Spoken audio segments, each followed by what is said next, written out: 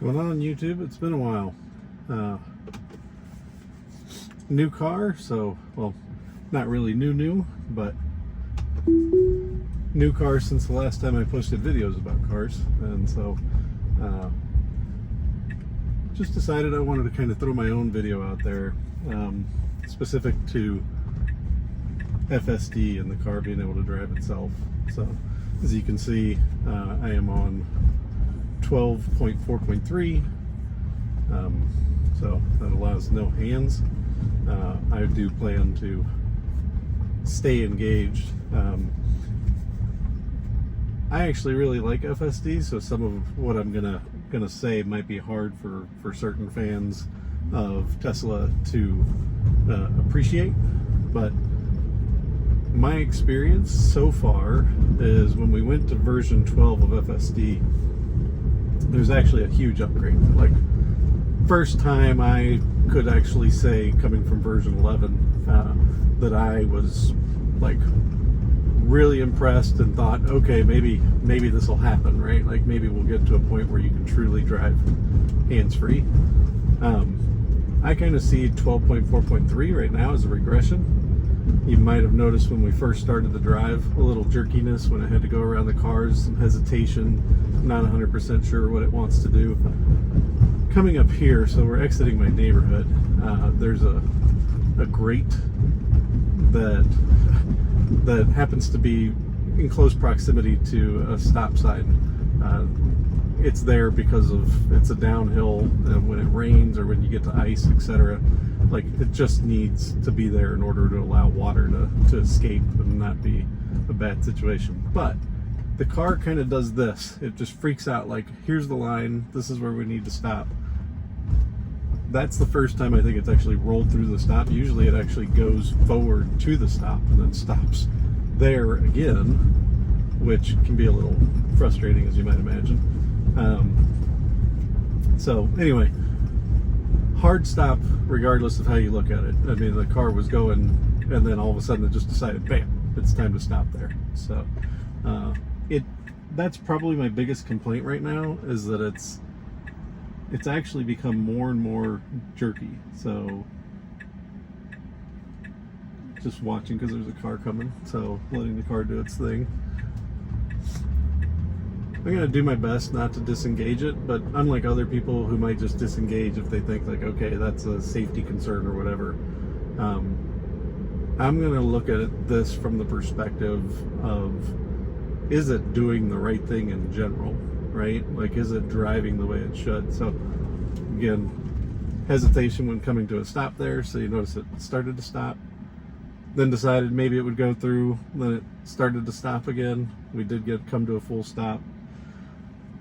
Again, a very jerky ride, not a pleasant experience. So if you're thinking like robo-taxi, this version is not going to get you where you want to be, for sure. Like, it's actually more, it's worse now for me than it has been in past versions on version 12. So it's a little frustrating to see the regression, but that's part of, I mean, this is a very complicated software to build out, I'm sure, so I'm not a software engineer by any means, but I would imagine there's a lot of technical things you got to deal with. There's just, especially when you think country to country or even location to location, just slight differences and, you know, any variety of things. So here's, oh, okay. I was gonna say, here's where I've had an issue in the past. It'll take that lane, so this is the first time it's actually taken this left lane since I've been on 12.4.3. Typically it grabs this right lane, and when it grabs the right lane in the middle of the intersection, it tries to turn into this lane. So it's not holding the right left-hand turn lane. So actually kind of happy that it decided to take the left lane and kind of stick with that. So other things I've noticed in the neighborhood, you may have picked up, hopefully I've got the camera set up in a way where you can see it, but you may have picked up that it was holding the speed. So it was staying within the speed limit within the neighborhood. That's good. It used to actually speed. Now on this road, as you can see, we're in the left lane. basically just doing the speed limit. Up until a second ago, we were actually going below it. It seems to want to just hang out around the speed limit. If a car drives by and they're going faster, I've noticed then it'll go more with the flow of traffic. From a robo-taxi perspective, this is what you want, right? We don't want to be speeding. But again, notice that hesitation. We went up to 43. The car's like, oh, I think I should speed up. I think it's picking up on the car that's going to pass us here on the right. So that it speeds up. But then it kind of has that jerky slowdown. So it's like it doesn't pick a consistent speed. And so again, it wouldn't be a good experience for passengers, is what I'm saying. Long story short, you just really want to have that nice, smooth, consistent pace. When you're coming up on a light, it needs to have a nice transition into a stop. I get it if the light turns at a weird time and the car has to like brake hard. That happens when human beings drive, but ideally it should be able to kind of pick up on things. And so that's one of the complaints I'd have with this version, is it does feel like it's maybe not thinking as far ahead. And then notice this drift. I should be in this lane. It's completely drifted out. So not even the map saved it. It was completely in the wrong lane. So I've had to do that disengagement multiple times. So that to me is like just, I don't know, massive failure. Like you're using navigation data. It's clearly a turn lane. It can see the markings. You can see that it sees the arrow. So why did it choose that lane? The only thing I can say is, like, when you're looking at that, the lane markings aren't like the lane marking itself, not the left-hand turn arrow, but just the lane marking itself is a little, it just separates, and then there's no clear indication that you're immediately into a turning lane. So, but still, the car should have at some point recognized it and pulled us back over. I pulled us back over because we've got cars on the road behind us, and the last thing I want it doing is in the last second trying to veer back over into the straight lane. Otherwise, if I let the car do its thing, I'm sure, just from what I've seen other videos, like, the car will make the left, recalculate, and then figure out how to kind of get you to your destination. But still, that's a fail, as far as I think any normal human being would say. So up this hill, I've noticed the car is also a little bit more drifty than it used to be. It used to pick the center of the lane and then stay in the center of the lane. Lately, by the way, I just hover my foot over the brakes and everything. I don't actually engage it.